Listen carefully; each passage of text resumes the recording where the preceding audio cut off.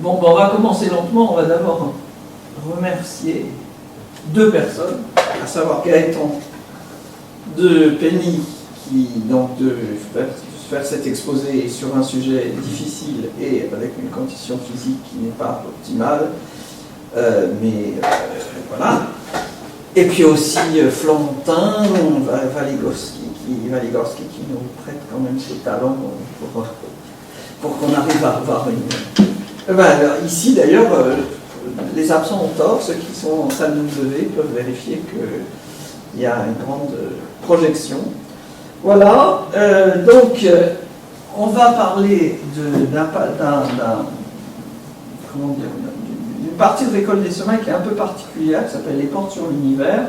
C'est à peu près 150 pages. C'est un appendice à la partie qui s'appelle comment s'appelle Yin et du Yang. Quoi Yin et du Yang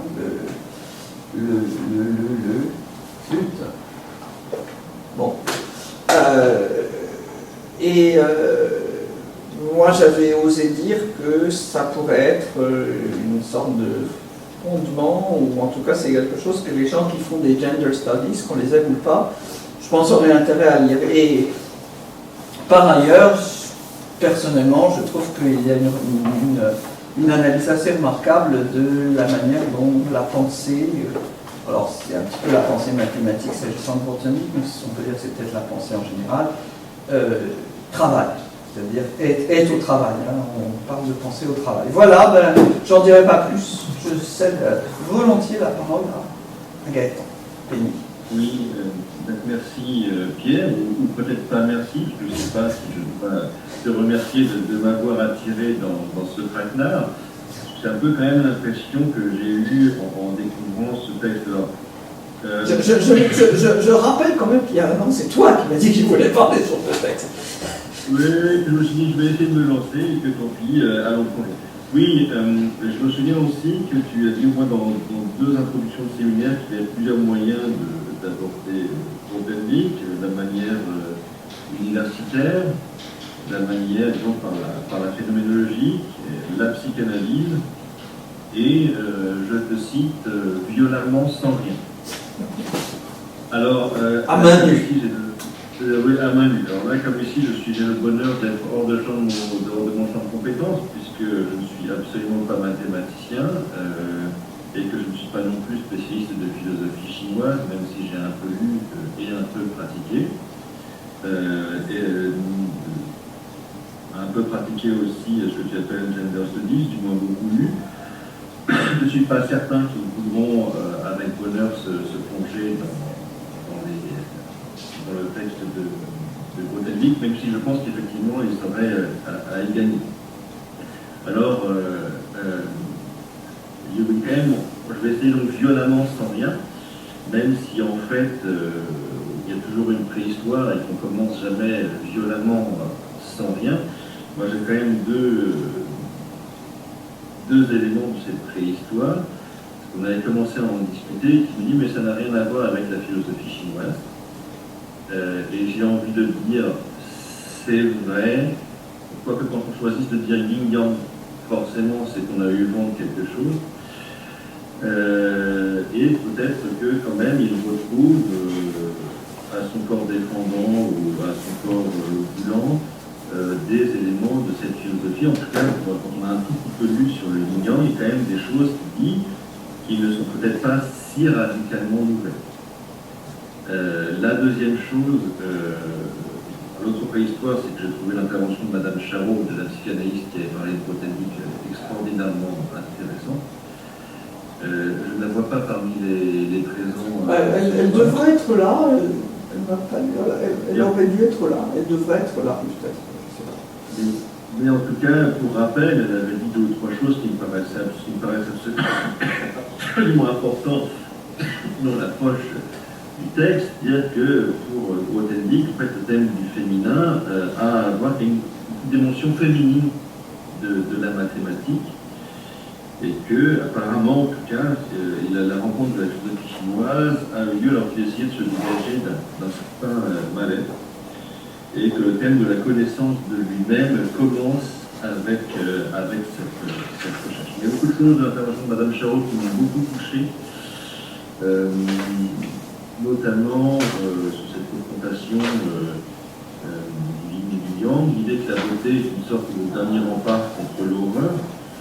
Il y a énormément de choses dans son intervention qui m'ont paru extraordinairement stimulantes et bon, je ne vais pas passer mon temps à la reprendre, mais je peux que renvoyer à ce qu'elle a déjà fait.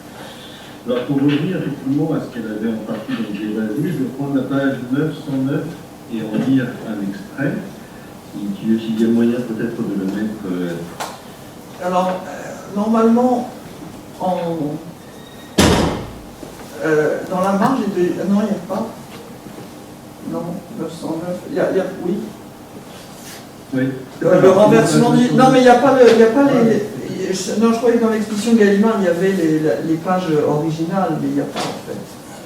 Non. Là, j'ai le PDF simplement, hein, j'ai pas dépensé. Ah, mais le PDF, mais ce serait très bien si on pouvait mettre le PDF. Alors, on peut le mettre Je peux le mettre en post-prod après, mais là, tout de suite, comme ça, c'est compliqué. Après, si vous pouvez partager votre écran, c'est possible, j'imagine. Oui. C'est quoi le share screen? Je ne sais pas ce que ça fait. Partage d'écran. On peut lui donner la main. Hein. Normalement, là, vous devriez pouvoir le faire.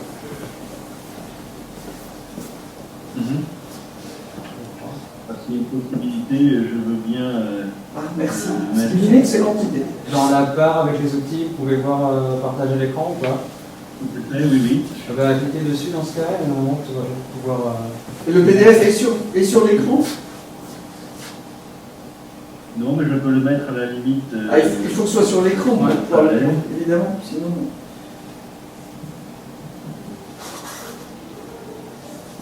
Donc je peux avoir exploité ça, voilà, je l'ai en PDF. Effectivement, je peux vous le mettre peut-être.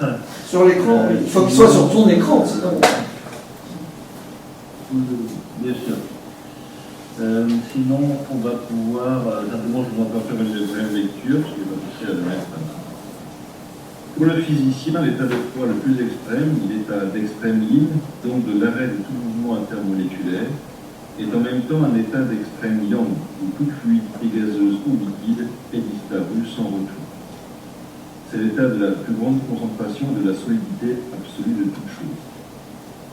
De telles anomalies paradoxes sont typiques pour la dialectique du yin et du yang. Il y a moins de 20 ans encore, alors que je n'avais pas entendu prononcer les mots yin ou yang, il m'aurait seulement fait rejeter en bloc comme une vaste fantasmagorie inconsistante, toute la soi-disant philosophie du yin et du yang, où quelqu'un d'aventure s'était hasardé à m'en parler.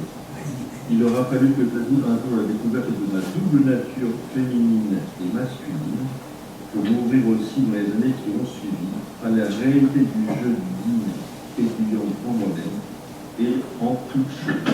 Voilà. On a quasiment une découverte quasiment bergsonienne, presque, j'ai envie de dire, où la découverte d'une réalité en soi ouvre à la réalité des choses. On a envie de dire, et pourquoi pas, mais on a quelque chose d'un peu déroutant et qui est effectivement ce qu'on peut appeler la fantasmagorie yin-yang, qui est qu'on a un mélange d'éléments qui décrivent des opposés caractériels, ou du moins de l'esprit humain, féminin, masculin, etc., qui en même temps sont censés ouvrir à des réalités, on pourra dire, cosmologiques. Et on a ici le titre les portes sur l'univers, appendice à la clé du yin et du yang.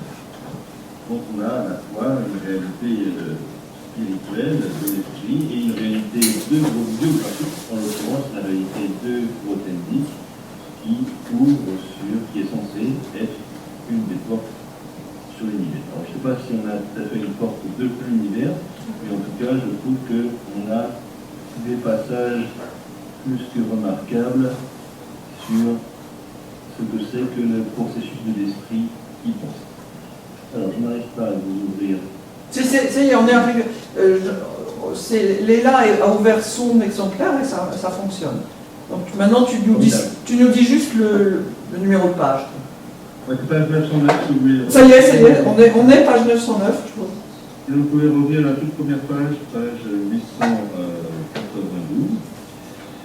où, toute première page, PDF, où on a l'ouverture.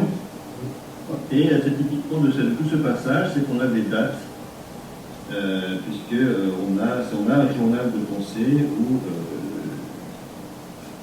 comment dire, on a toujours l'auteur note au jour le jour ses avancées. Il y a une remise au net permanente. Merci. Oui. Non, mais Oui. voilà, c'est la première page. On va ça.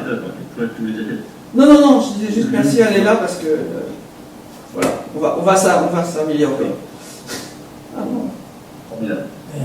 Non, là, c'est pas Je ne vois pas, j'imagine que c'est tout à fait normal. voilà. Il y a un groupage permanent et renouvelé, donc des groupes lignes.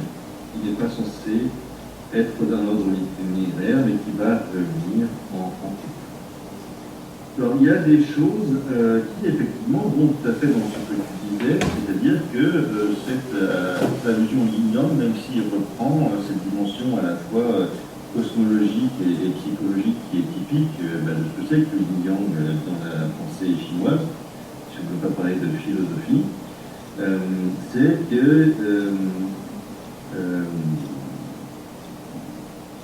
celui de l'ordre yin-yang n'a pas de sens. Hein. Je prends la note page 192, la première. Conformément à l'usage, je parle le plus souvent de couple yin-yang et non yang-yin, ce qui n'empêche que, sauf mention du contraire, je vous donne un couple dans l'ordre yang-yin, comme dans les deux couples précédents. Donc là, on a quelque chose qui, pour le coup, effectivement, n'est pas de la pensée chinoise, puisque c'est d'insister plutôt sur l'ordre du passage. Typiquement, par exemple, dans les pratiques du qu'on appelle le Wing Chun, enfin, ce qu'on appelle le Kung Fu en Europe, on commence toujours par la gauche. Tout ce qu'on appelle les katas en japonais, enfin les formes fondamentales commencent par le pied ou la main gauche, parce que c'est le côté yin, et qu'on pense d'abord le yin comme originaire, et on commence par le yin, aussi parce que le Wing Chun est censé être une boxe féminine, mais il y a un ordre processuel, certes, mais on commence par le yin. Alors, la mise en ordre que se propose de faire l'ami Botanique. Et si vous voulez, à la page 984, il indique lui-même qu'il faut commencer par voir les fameux couplages et vous y êtes.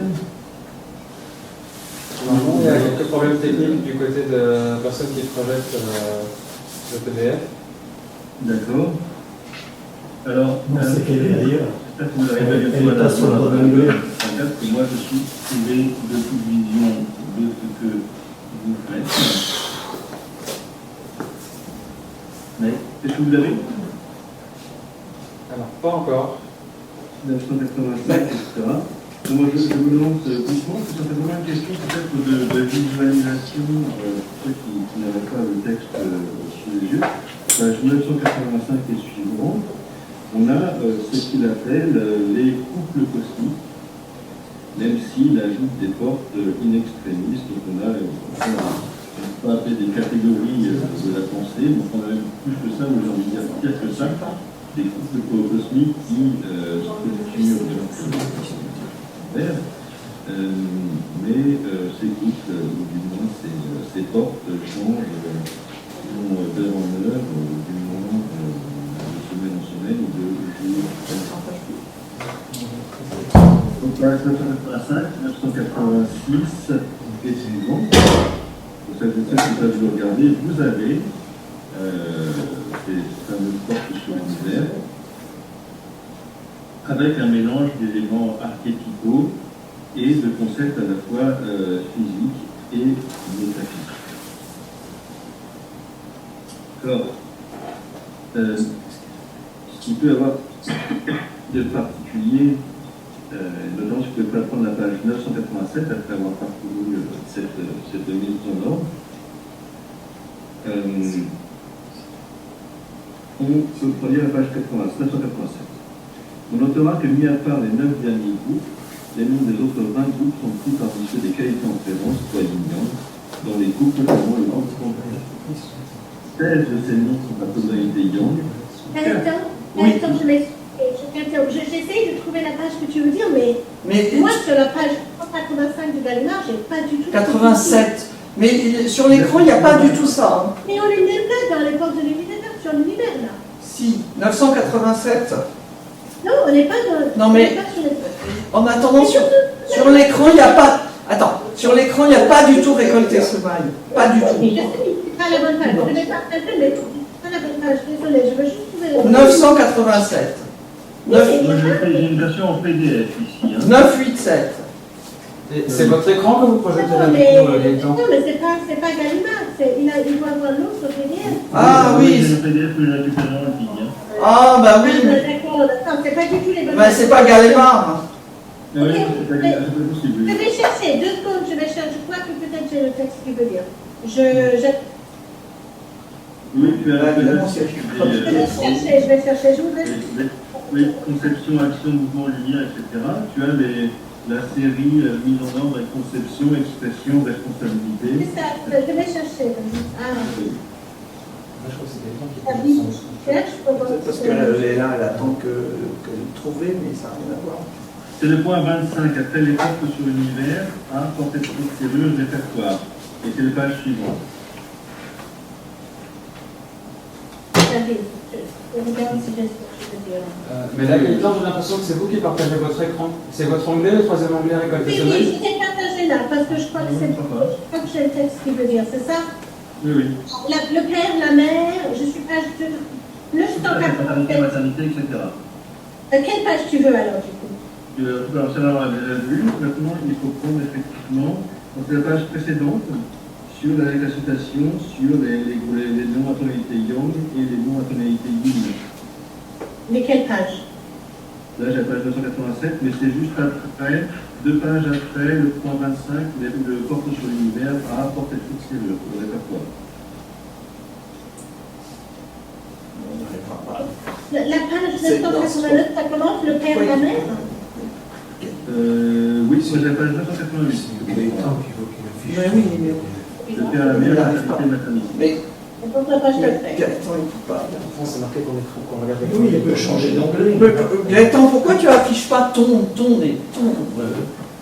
Parce que là, c'est votre écran qu'on voit, Gaëtan. Ah, Gaëtan, pourquoi tu affiches pas ton écran? Mais il récolte les Ça sénales. récolte absolument rien. Mais si, Mais si. bon, mais si. Là, tu as un écran, mais nous ne pourrons pas ouvrir le fichier. Ah oui, non, mais là, c'est une catastrophe. Il faut que tu ouvres le fichier. Mais Je ne peux pas.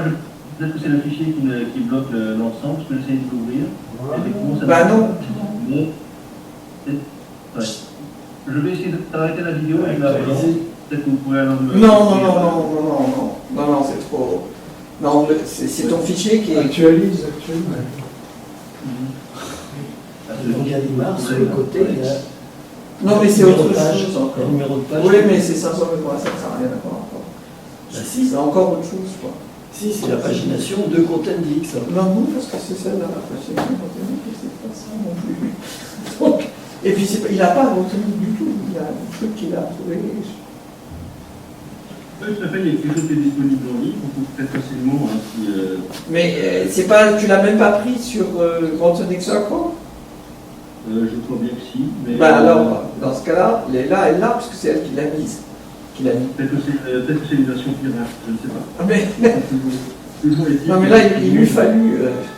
Ah, et Gaëtan, si, est-ce que tu as la pagination de Grothélique originale? Non, je n'ai pas la version Gallimard avec moi. Hein. Non, pas Gallimard, c'est encore autre Et la chose. version... Bon, non, Mais mais. je vois pas quel texte il va voir si ce n'est pas celui que j'étais en train de montrer là. Si, ça doit être ça. Je remontre, d'accord, je vais partager mon écran et je vais le remontrer, histoire de voir. Il a dit qu'il avait une page qui commence là, le père, la mère et moi. Bah alors voilà. Oui, bien sûr. Et voilà, c'est bon, tout le monde voit? Non. Non. Et Leïla pourrait lui envoyer le lien vers Grothendieck Circle. Mais c'est là qu'il l'a pris. Ah, je partage mon écran là. C'est ça? Donc ça n'a pas d'importance de toute façon. Non, mais est-ce que c'est ça, Gaëtan? Non. Mais si, non, mais il faut être un peu précis quand même. Oui, bien sûr. Mais ça serait quand même bien effectivement qu'on puisse le mettre. Mais est-ce que c'est ça? Tu vois là? Je ne sais pas, je ne vois pas. Pourquoi tu vois pas? Je ne sais pas, je me vois et je vous vois vous, mais je ne vois pas le fameux... Ah oui, donc il faudrait partager cet Et vous, écran. vous le voyez déjà? Oui, oui, nous on le voit tout à fait.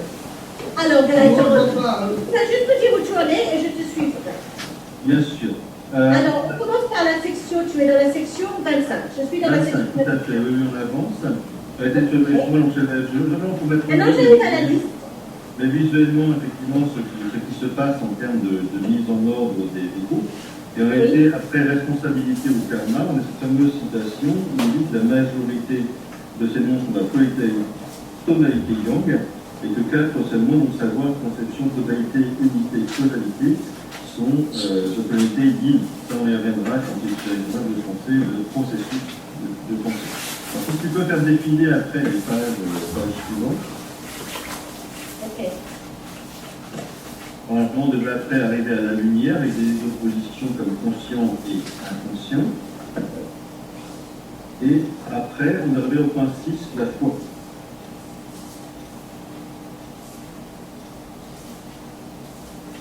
Et c'est bon. C'est bon. On y est? Sortir les chevaux. Parfait, parfait. Tout à Il y a fait. des chevaux, nous. Non, ça va, ça va. Non, mais, Ah, eux, ils n'ont Mais pourquoi ils l'ont pas? Mais c'est parce que l'écran n'est pas Il y a des partagé. chevaux. Mais pourquoi? Attends. Parce qu'il y a des personnes qui... Apparemment, nous on l'a, mais il faut. Alors Gaëtan, il faut que tu enlèves, je sais pas. Ils doivent aller dans le... Sortir ces chevaux, là. Il faut sortir les chevaux, par exemple. Ils doivent aller- Eux, ils voient. Nous, on voit absolument ce que tu dis. Oui, Mais est-ce que tu partages encore ton écran? Oui, je crois que tu arrête de partager ton écran. mais Parce... j'ai rien partagé du tout, là. Je Si. suis en train de... Bah si, puisqu'on voit des chevaux, je sais Vous quoi. voyez dans ce cas, parce que on parle de chevaux, mais je comprends Mais absolument non, pas. c'est l'écran de Leïla. Nous, on voit ce qui est bien. Mais c'est l'écran de Oui, Leïla. bah c'est très bien. Ben oui, mais les autres ne le voient pas. Ouais, je sais pas pourquoi. Gaëtan, Oui. bonjour Gaëtan, c'est Alexis. On voit effectivement les chevaux qui sont sur votre bureau en fait, d'ordinateur. Mais il n'y a pas de chevaux. Ah oui. Il y a pas de chevaux sur votre bureau d'ordinateur? Ah si, effectivement, mais je ne vois pas beaucoup. Voilà, maintenant, il faut que Léla partage son écran, c'est tout, toute seule. Et voilà. Est-ce que vous... Bravo, bravo. Voilà. Là ça marche. Ah, formidable. Et là, vous me voyez moi, normalement, je ne comprends pas comment on a pu se retrouver. Je vois Gaëtan, mais petit, je ne... Oui, voilà, c'est bien. Tout va bien là. Non, il faudrait qu'on voit Très bien, Gaëtan. Ah non, on peut plus voir. Si on fait le défilé, on joue simplement, c'est le point de vue pour avoir les choses un peu de manière visuelle. Et si vous faites défiler un petit peu cette page-là, vous êtes très bien. On a une traduction de l'allemand pour le moins étrange. Je le signale comme ça en passant, parce qu'il y a une espèce de recours au de traduction de Heim par pressentiment. Oui. Qui paraît étrange, mais qui va peut-être être le signe vers la conception de Grothendieck, par Grothendieck du processus de pensée.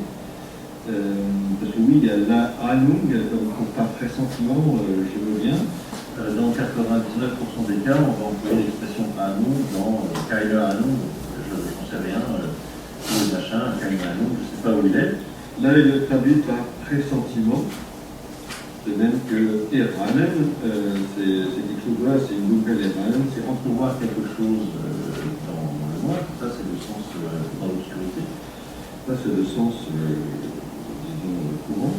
Et là on a une traduction étonnante de Ahnung par Eranen, qui désigne une connaissance très diffuse, très floue, que nous pouvons avoir d'une chose. Oui, d'accord. Mais j'ai l'impression qu'il philosophise quelque peu de langage courant. Si Leïla pouvait faire défiler encore la page suivante. Voilà. Ça fait partie des diverses mises en forme que suggère Grothendieck dans le cours de son parcours et des différentes les différentes mises en forme qu'il en propose. J'avoue ma circonspection en voyant ce genre de choses, en voyant la plupart des mises en ordre qui sont faites par Grothendieck. Mais il va dire lui-même, et il le répète de la manière dont il le répète à plusieurs reprises, qu'en fait il s'agit que de mise en ordre temporaire.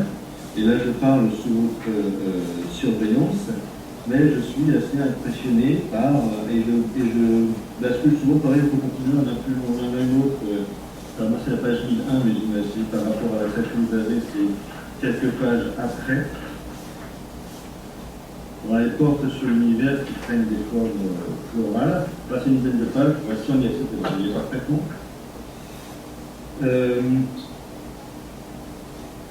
Avec la mise en ordre de la rétribution karmique et de la grâce, moi je ne peux pas m'empêcher de penser à ce que dit Bernard Bolzano de la mise en ordre des catégories anciennes, qu'il y ait une part d'artifice dans cette construction-là, et le fait que c'est fait sous ce type de forme. Voilà. Si on peut continuer sur cette remarque-là, d'ailleurs, on peut défiler encore à la page suivante, et on a de nouvelles des traces de construction de ces couples cosmiques, ou plutôt un renoncement, où il est dit qu'on avait songé à mettre en ordre le couple optimisme-pessimisme, mais qui s'est rendu compte au dernier moment, avec un certain nombre d'élèves, qu'il ne s'agissait pas d'un couple cosmique. Pourquoi ce sont des opposés, par contre, et non des complémentaires, dont les épousailles pourraient faire surgir un équilibre ou une harmonie.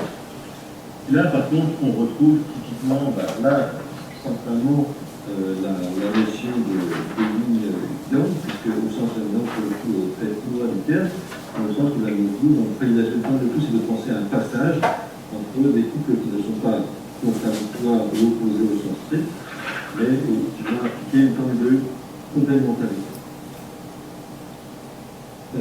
Pareil, un peu plus loin, si on définit encore 2-3 pages, ça fait sur le compte le nombre de pages, on va dans les 3 pages, 4 pages, et on va arriver à la notion du couple droite-gauche, un peu avant, 2 pages avant, voilà. Où il dit lui-même, si on regarde le point de bas de la page, les questions de la page de droite-gauche, donc c'est juste après, la page suivante.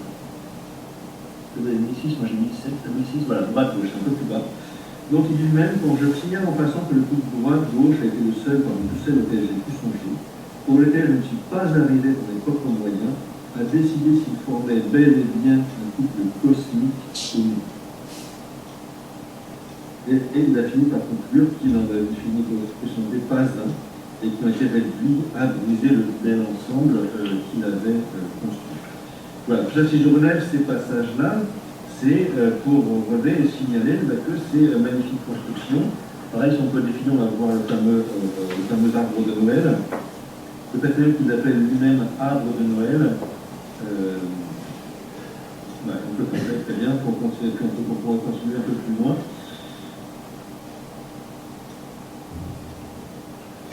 Et on va retrouver le fameux diagramme graphe dont il dit avec un point d'acclamation qu'il s'agit de la fenêtre sur l'univers. Voilà. Comment dire moi, tout ce que j'avais commenté ici à ce stade, c'est que je relève que pour lui-même, en tout cas, malgré la beauté intrinsèque de ces magnifiques fleurs et de ce qu'il appelle lui-même l'arbre de Noël, il y a une forme de pensée en formation qui se stabilise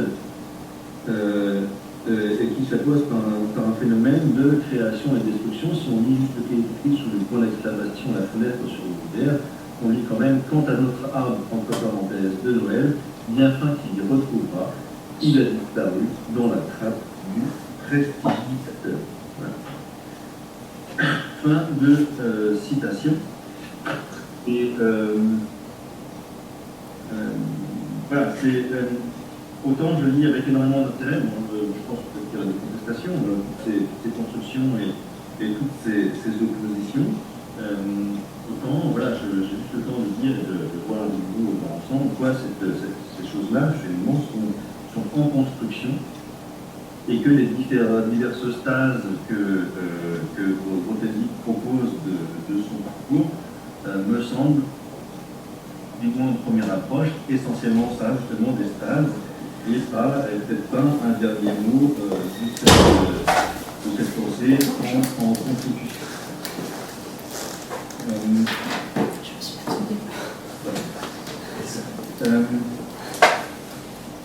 Donc, si on peut revenir maintenant au début du parcours, au début donc, du texte sur les portes de l'univers.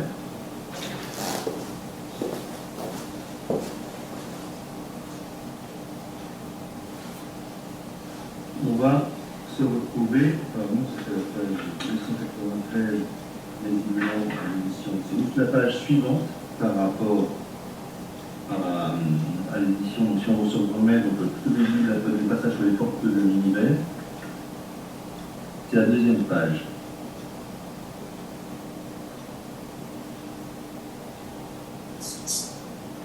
Et là, on lit mon propos, les mouvements de prétendre filmer, fixer quelques nouveaux canons sur la philosophie de Yin et du Yang, bien au contraire, mais uniquement de fournir un matériau riche et suggestif à l'état plus ou moins brut encore, pour alimenter sa propre réflexion sur ce thème fascinant.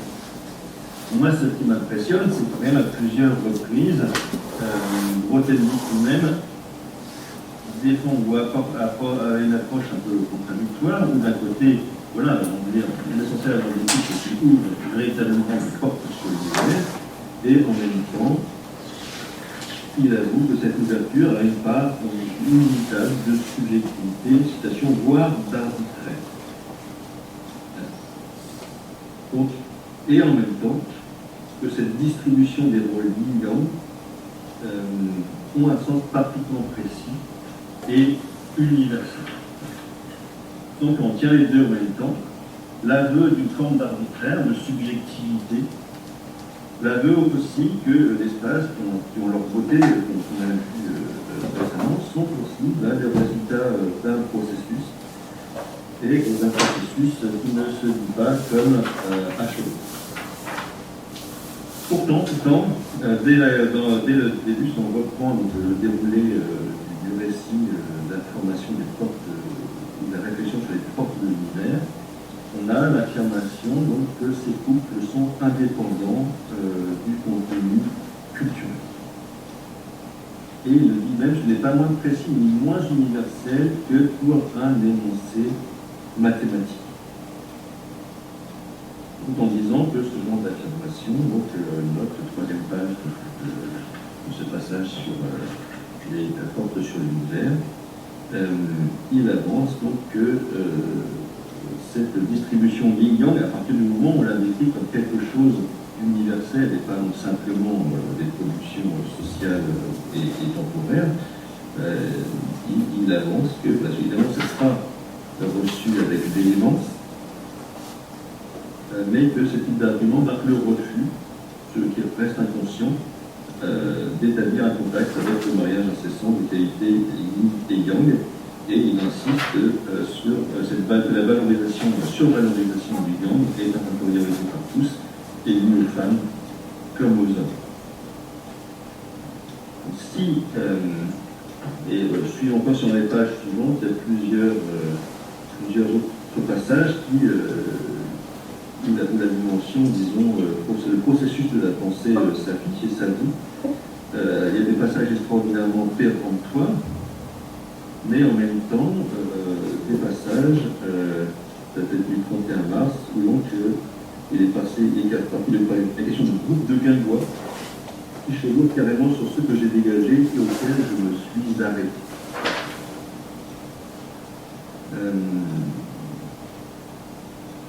Et il a vu aussi qu'il y a sûrement des couples intéressants qui ont échappé à mon attention.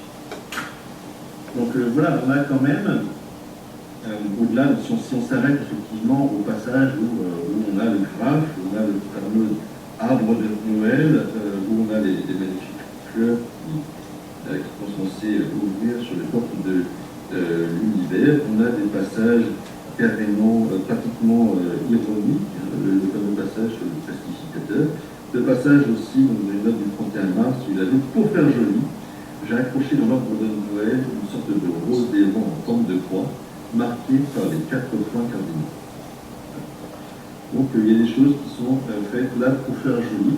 Si vous voulez prendre deux choses polygambres et choses polygames, ça c'est juste avant, effectivement, c'est un peu en amont de l'entité créatrice. Voilà, on a des choses qui à la fois sont à la limite de l'humour et qui en même temps permettent de penser les relations entre des multiples et des relations, là on va le schéma ici au tableau, et des relations, donc on a une pluralité de rapports et pas simplement un rapport entre eux. Peut-être, Gaëtan, si je peux l'interrompre 2 minutes, il le dit quand même de manière très, très forte que ce qui est fixe, universel et ce qui est arbitraire, ce sont deux choses différentes.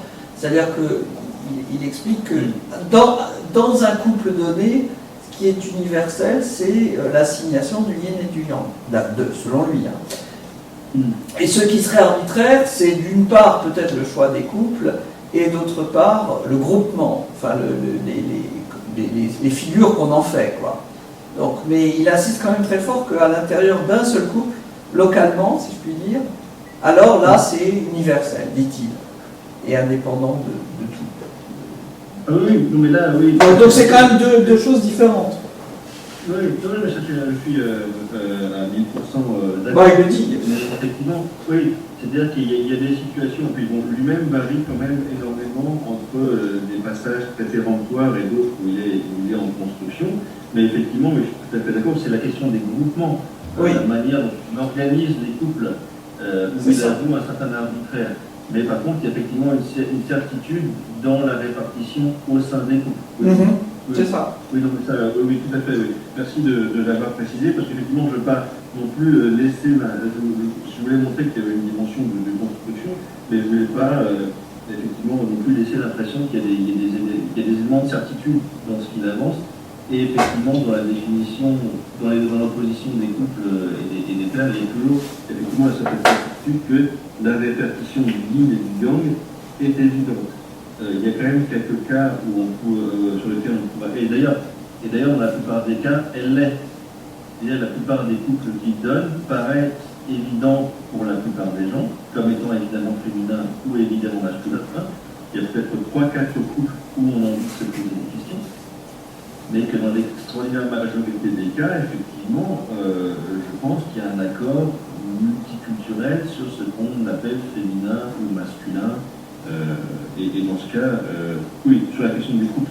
Et moi, si j'ai parlé, effectivement, mais vraiment la question de la manière dont ces couples vont être groupés et organisés, et peut-être même le fait de savoir si on a épuisé les couples en question, ça reste, comment dire, non fermé. C'est pas décidé.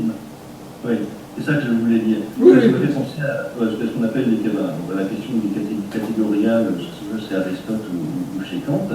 Chez Aristote, bon, voilà, on n'est pas certain de l'avoir épuisé. Et puis chez Kant, c'est la question de la mise en ordre de ces catégories qui est discutable. Et puis là, on a des oppositions qui sont censées être structurées, mais non seulement notre pensée, mais l'univers lui-même, dont la liste des couples n'est pas épuisée, leur organisation elle-même continue de faire problème, à mon avis, à la fin de la lecture des cours sur l'univers. Mais je ne pense pas qu'ils soient en opposition sur ce... Non, c'est ce qu'il dit. Qu'est-ce qu'il a dit Oui, non, d'accord. Mais merci de votre question, parce qu'effectivement, c'est très juste et très, très pertinent. Mais on en arrive, pour le temps, je crois, au point où je crois que la réflexion de Grothendieck est la plus forte est peut-être la plus percutante et la plus intéressante, et où justement la dimension processuelle de sa pensée est la plus, peut-être la plus parlante. C'est justement dans cette idée de penser la manière dont la pensée, qu'il appelle la pensée mathématique, fonctionne. Mais moi, ce qui m'impressionne, c'est que ce qu'il dit de la pensée mathématique, je crois que ça vaut aussi très fortement pour la pensée philosophique. Et peut-être pour toute forme de pensée d'ailleurs. Donc, si on arrive au point 3, ce qu'on appelle l'ambiguïté créatrice, Père, Ribambelle et Ronde, où on en arrive à cette idée qu'il y a une forme de tension yin-yang ou d'ambiguïté créatrice profonde dans le processus de la pensée elle-même. C'est là qu'on revient à ce que la dimension psychanalytique a été exposée par Charot, et qu'en sorte, il sort d'un rôle de la pensée, le travail sur la pure yang, pour mettre une dimension de ce qu'il appelle le yin ou la féminité dans le travail de la pensée elle-même. Et donc ce qu'il appelle, sur la page suivante, si on peut passer à la page juste après, ce sera 902 pour vous, c'est 901 pour moi, où on a, très bien merci, ici l'affirmation de l'ambiguïté essentielle dans la nature yin-yang de toute chose, et du fait que l'esprit lui-même, dont il fait le principe d'action qui anime la matière, je ne sais pas si on peut parler d'une forme de spiritualisme du gros technique, donc en tout cas, voilà, il y a l'affirmation que la matière est inerte, que c'est l'esprit qui anime, et que l'esprit, le processus de pensée lui-même, est de nature androgyne, aussi c'est à la fois mâle et femelle, masculin et féminin, et il ajoute quelque chose qu'il qualifie de profondément satisfaisante pour l'esprit, et sur laquelle il ne s'était jamais arrêté jusqu'à aujourd'hui. Et là, moi, surtout, c'est le fait qu'il y a une dimension de yin-yang, que l'esprit, l'amour et la création sont en un sens androgyne, et qu'il y a à la fois un être et un nourrir à l'œuvre dans la création, à la fois dans la création et dans la pensée humaine. Là, si on veut prendre la page suivante, si on prend la note, un peu plus loin, tout à fait, voilà, merci. Alors là, il y a un jeu sur le mot amour au masculin en français et féminin en allemand, ce qui serait selon lui une preuve de son caractère androgyne. Je ne suis pas sûr qu'en passant par deux langues, on ait faut la faire, si je veux dire. Mais il y a une affirmation, donc le processus créateur lui-même est à la fois, il y a un élément de création qui est un principe yang et de destruction, ce qu'il appelle le yin. Et que toute pensée et que toute création véritable implique les deux en même temps. Alors, si on peut continuer un peu plus bas, quelques pages plus bas, on va se retrouver à ce qu'on appelle l'ambiguïté créatrice et le renversement des rôles. C'est 3-4 pages plus bas. Après, c'était là, oui, c'est en bien. Parfait, merci. Où il y a cette dimension double. Il dit-il à la page suivante de cette que vous voyez, il dit que ça ne remet pas en cause l'univocité essentielle du sexe biologique de l'un ou de l'autre participant, et c'est là que je crois qu'il y aurait des remises en cause un peu plus bas par rapport au refus d'acceptation. Si vous faites des filles, c'est juste le bas de la page. Voilà. Il y a une univocité essentielle du sexe biologique de l'un et de l'autre des participants, mais il y a bien effectivement l'admission que la pensée est à la fois yin et yang en tout être pensé. C'est là que je pense que le texte, que le cours technique ne serait pas forcément accueilli avec des fleurs dans toutes les facultés de gender studies, puisqu'il y a une fixité du sexe biologique, mais c'est la pensée et la création, en un sens, amour, esprit et lieu peut-être lui-même, qui sont à la fois yin et yang. pour cette idée de cosmos et de lien tout parti, si on prend la fin, juste le point, si on retourne des adolescents au point 6,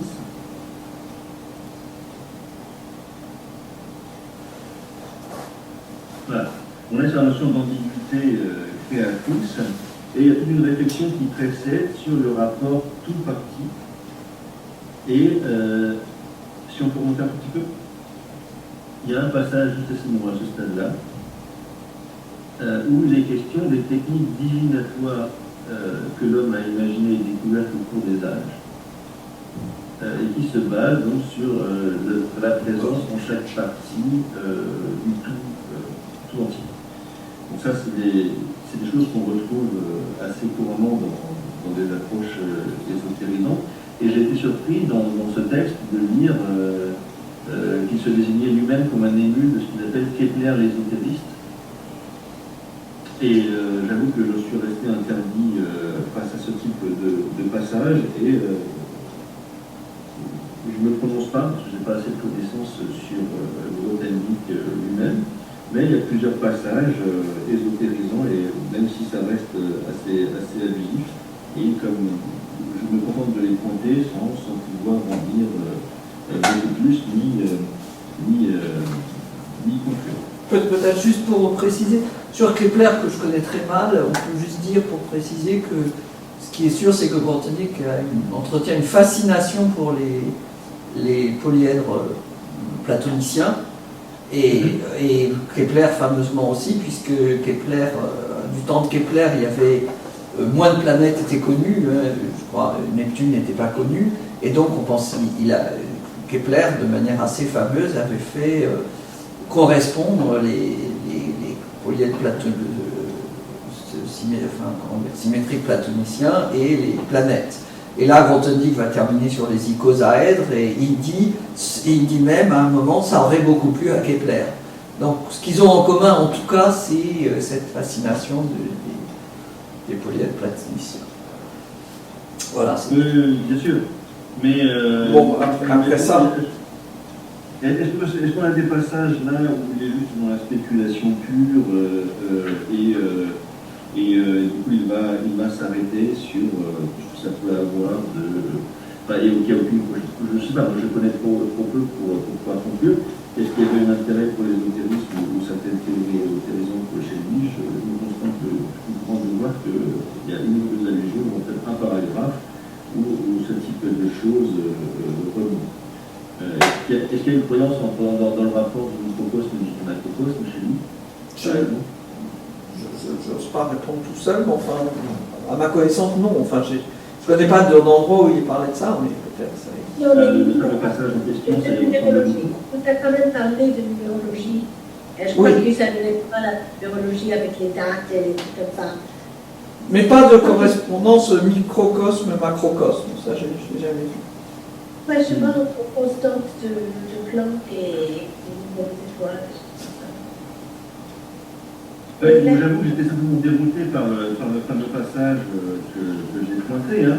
Mais à l'évidence, à un moment, il y a un passage où il parle, en une seule de nos cellules contient, et une seule de nos cellules contient la totalité de l'information chromosomique que nous portons en nous, et que nous constatons en descendance, etc. Donc c'est vraiment cette idée que, oui, la partie contient tout, et qu'il y a une espèce de passage bizarre sur la divination juste avant le point 6, où on se demande si on est dans un rapport de croyance, ou si on est en train de spéculer comme ça, de manière un peu embellie, comme il y a plusieurs passages du texte qui le laissent un peu supposer. Voilà. Donc pour finir, pour vous donner finir passage sur les passages à partir du point 8 sur la quête de l'unité, qui me paraissent une des applications peut-être les plus originales, et tout est original, tout est intéressant, même s'il y a des choses qui sont redécouvertes, notamment les fameux couples, l'ordonnancement et les tentatives d'ordonnancement sont propres au Grothendieck, mais ce qu'il explique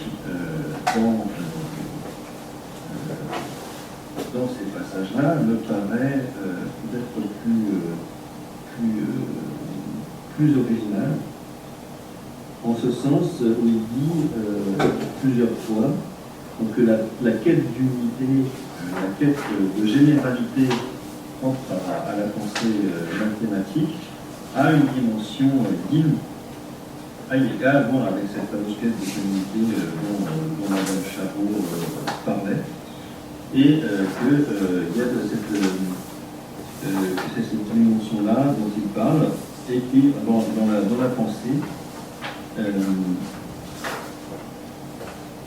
il y a cette dimension à la fois ayant poussé à l'extrême et harmonisé.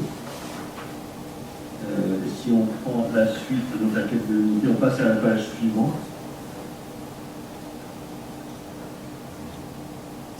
Et à ça, en bas de la page, indépendamment à tout point des poussées d'époque, il semble bien que la pensée scientifique ne peut s'empêcher, par sa nature même, de revenir sans cesse à la recherche de ce qui est commun dans la multiplicité des comportements de populations particulières, donc de discerner le général qui réunit et englobe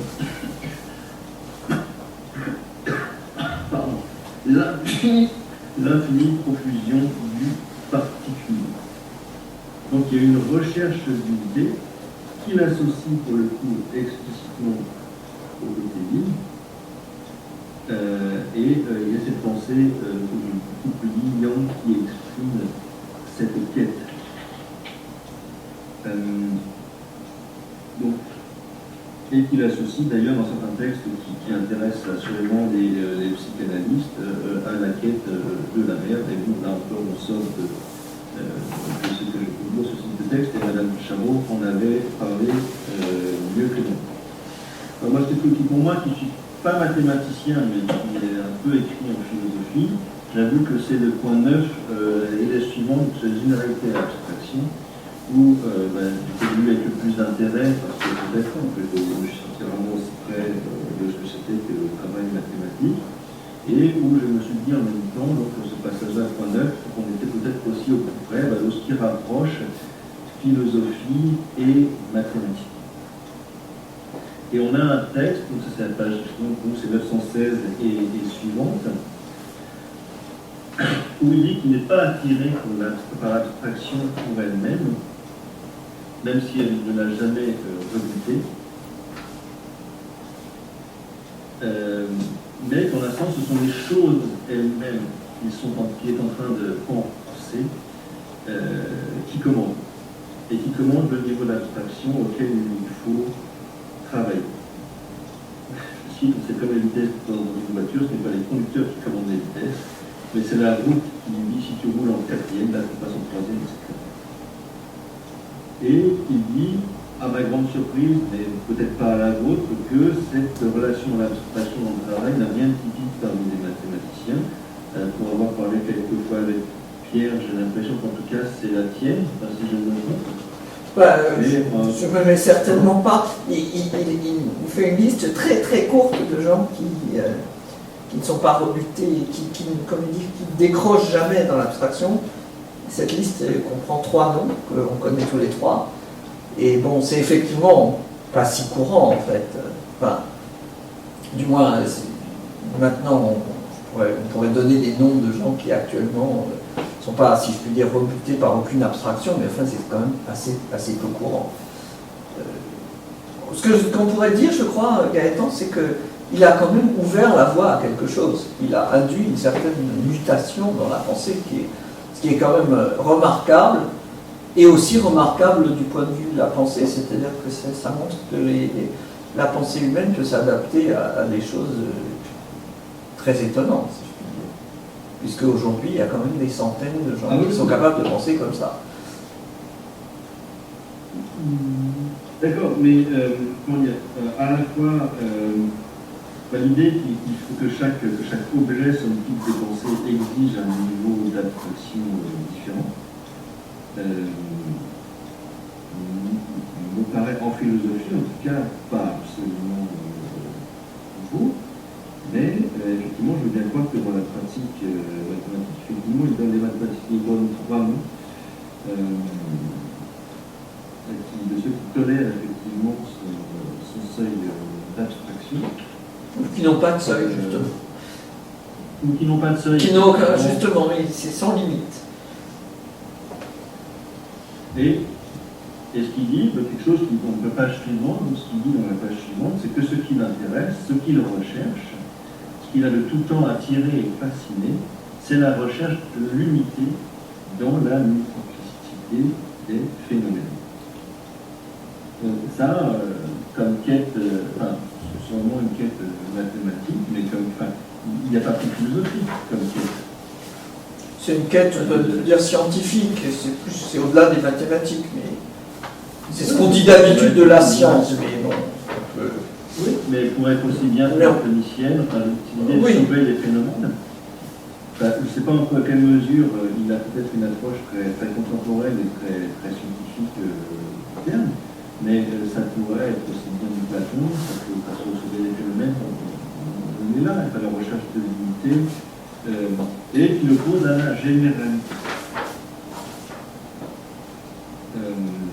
Notamment à la généralité, donc il dit que toute chose doit naître et mourir, et qu'il y a une dynamique, la page suivante encore, la page suivante, c'est la page 918, ça va être la page 917, je pense. En termes de dynamique, voilà, on y est, après. La recherche de l'unité à travers la diversité et du général à travers le particulier est la recherche aussi d'une certaine tonalité ligne dans notre appréhension et notre compréhension des choses. Voilà, donc on est peut-être dans ce que Mme Charot évoquait comme une dimension féminine de la mathématique secondaire, où on recherche là ce qu'on appelle une modalité de plus en plus ligne de notre intelligence des choses, qui va s'accompagner d'une abstraction croissante. Et que des couples généralité et abstraction ne forment pas pour le coup un couple yin-yang, parce que la dynamique qui les relie n'est pas celle du couple, et que ce qui est recherché, c'est ce qu'on appelle généralité ou unité, au-delà des modes. Comment dire? On a arrêté là, mais enfin, toujours est-il que oui, ce qui m'a intéressé aussi, c'est que cette idée, mais je suis un peu dérouté que tu me dises ça, que c'est quelque chose d'extraordinairement original pour les mathématiciens, mais il touche à quelque chose qui, à mon avis, nous concerne un peu tous au quotidien, enfin surtout comme moi, on a plus le temps de lire et de réfléchir sur ce cas. C'est que la pensée, il dit en mathématiques, mais à mon avis, ça vaut tout à fait en philosophie, doit en passer nécessairement par le vague. Et il y a une alternance de précision et de période de vague. Ça s'est dit à plusieurs reprises dans les passages que je viens d'évoquer. Et on a cette alternance dans la recherche ou dans la pensée de cette alternance de vague et de précision, qui est précisément ce qui est évacué à partir du moment où on vit dans un monde rationalisé, où il y a une espèce de maximalisation, où on va tailler les sujets de recherche en fonction des appels d'offres de droit, où le mouvement de rêve et de vagues sont évacués par les urgences des calendriers divers. Et c'est des passages que j'ai lus avec beaucoup de bonheur, et parce que c'est complètement bien dans lequel nous sommes.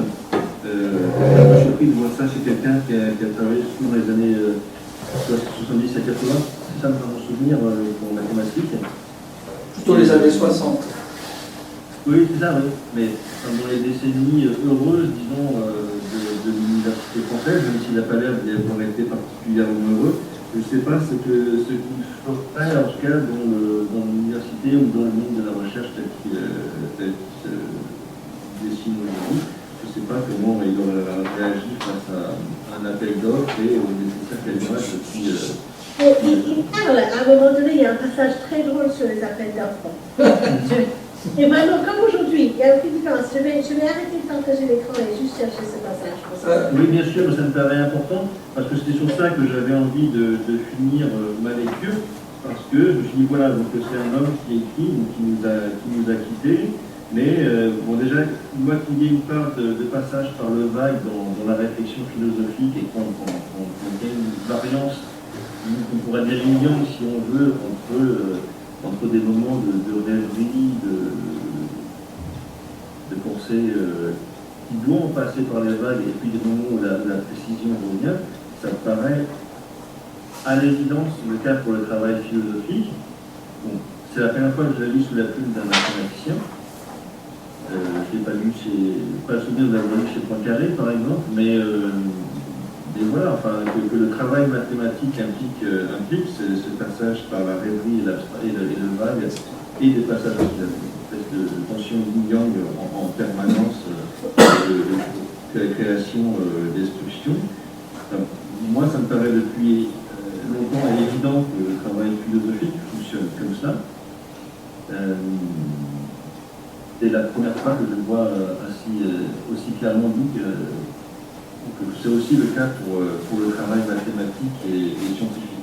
Et je me souviens dans les quelques conversations qu'on avait pu avoir ensemble, ce thème était revenu plusieurs fois, mais je me souviens que la manière dont Pierre Lechac m'avait répété plusieurs fois que le Château de Vienne notamment n'avait rien compris au travail de la science. Je ne sais pas si c'est en fonction de ce passage-là que c'est clair, mais en tout cas, pour moi, c'était à partir des pages où il y avait une évidente compréhension de ce que c'est que la pensée philosophique. Et je suis surpris que ça ne ressurgisse pas, parce qu'on parle d'abstraction mathématique, de pensée mathématique. Et pour moi, ça pourrait être aussi, c'est une définition extraordinaire de ce que c'est que le travail philosophique. Ah, apparemment, il y a quelque chose sur le CNRS. Ah oui, un comité aussi rébarbatif. Oui. Ah oui, parce qu'il a eu des problèmes, oui, c'est pas vrai. Oui. Ouais. Et quel problème, alors, dans ce cas, si ça peut éclairer ce... Non, lui, il a jamais... Non, lui-même n'a pas eu de problème parce que, bon, c'est un génie, mais il a eu des élèves qui ont eu des problèmes. Non, mais là, c'est une image, hein. C'est pas à cause de l'élève et tout ça. Il parle de l'image des enchères publiques qui est suggérée par les annonces d'appel d'offres. Oui, ça existait déjà. Il faut le lire, parce que c'est vraiment très long. Ça existait déjà. Pardon? Est-ce qu'il faut que je la lise ou on la lit comme ça, tranquillement, ensemble? Oh, bah, c'est... Oui, bah, Gaëtan. Attends, c'est... Si, c'est la... Porte capitonné, là. Oui. Oui. Mais... Et sur le rapport de Grothendieck au philosophique, moi je suis étonné que, bon, déjà, son travail, qu'il le fasse consciemment ou inconsciemment, je n'ai pas accès à des archives, j'ai accès à rien, mais enfin il retrouve quand même un grand nombre des institutions qui sont bien celles du Lignon, même si tu m'as dit que je viens de voir qu'il avait peu accès. Je ne crois pas. Alors peut-être que si. Hein. Oui, quand même on a l'impression qu'effectivement il y a un modèle, il réécrit, et puis il y a sa propre dynamique très péremptoire, en même temps très abondante qui est là. Pareil, sur sa culture philosophique, quelle culture philosophique il pouvait bien avoir, parce que quand même il écrit des choses que, voilà, on peut trouver les textes de Platon, on pourra trouver bien de philosophes, même Bolzano, par exemple, qui était mathématicien aussi, donc je suis pas sûr que si on lit la théorie de la science, là, il ne parle pas forcément du tâtonnement mathématique, peut-être dans les textes méthodologiques, mais sur cette idée de quête de l'unité par l'abstraction. On peut dire Bolzano et d'autres pourraient applaudir des deux mains sans difficulté. Donc est-ce qu'il a lu quelqu'un, je ne peux même pas croire, qu'un type aussi brillant, et jamais entendu parler de Platon, Si, bien sûr, il a entendu parler.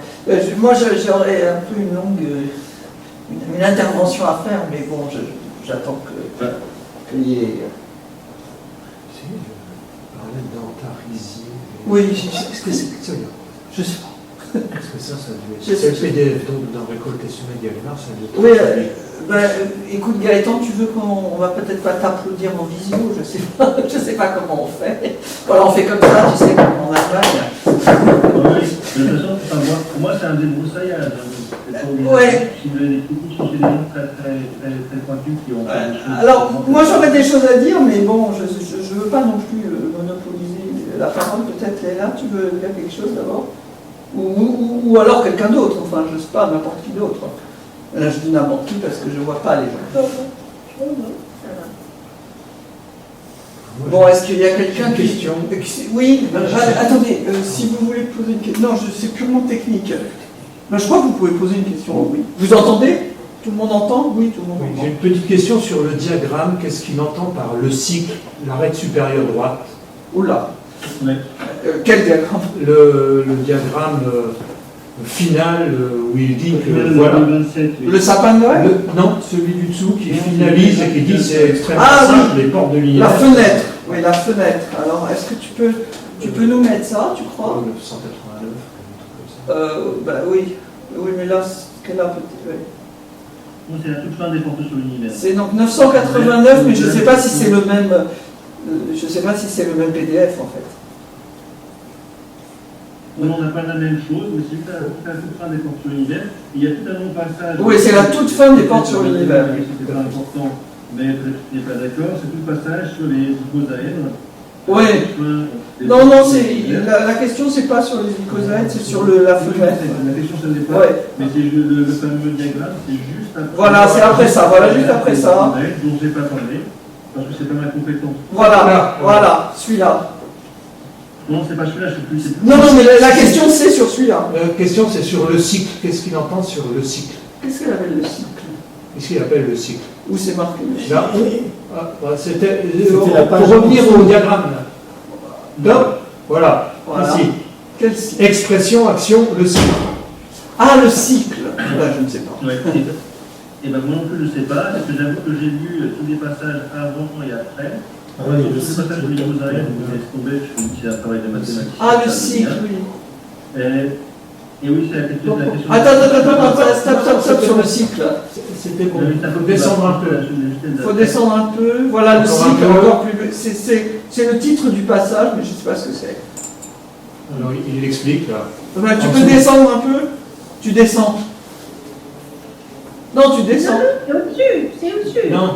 Et ça coûte dans sa... Ah oui, je propose le nom, le cycle. Oui, oui, elle a raison, elle a raison.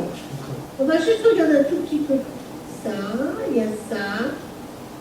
Moi, je ne sais pas. Ces quatre portes, ça forme un seul portail et en ont les quatre polarités. Ensuite,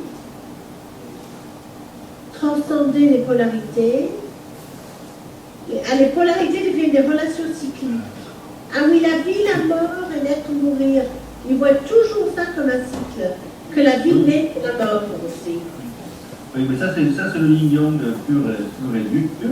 En fait, que Ça, vous avez un des- passage de- Non, mais ça, après, ça se referme, je pense. Ce qui veut dire, c'est que ça se referme, je pense, parce que. Oui, il y a un cercle d'ailleurs qui. Voilà, il faut que ça se referme, parce que. En amont du. Pour que ça fasse des cycles. De ce passage-là, il y a un moment où il dessine un cercle complet pour justement décrire ce cycle-là. La question, c'est peut-être ça, le fait qu'il y ait un cycle, ça ne fait pas débat. La question, c'est effectivement que fait ce mot cycle sur un bord du map. Bon, on a dit les. La notion de la cyclité, ça. Oui, ça, c'est vrai. Ça dépend de se compléter, mais. Oui, Bon, bien, ça veut dire que ça tourne éternellement. Oui, non, mais la question, c'était effectivement pourquoi c'est en haut à droite de la fenêtre. Oui, c'est ça. Moi, là, j'ai pas de réponse. Il a pris l'arbre et il a coupé les portes par Oui. groupe qu'il pouvait relier. Par groupe de 3. Et il a coupé un peu comme ça, Oui. et puis il a fait un groupe, et après il était hyper content.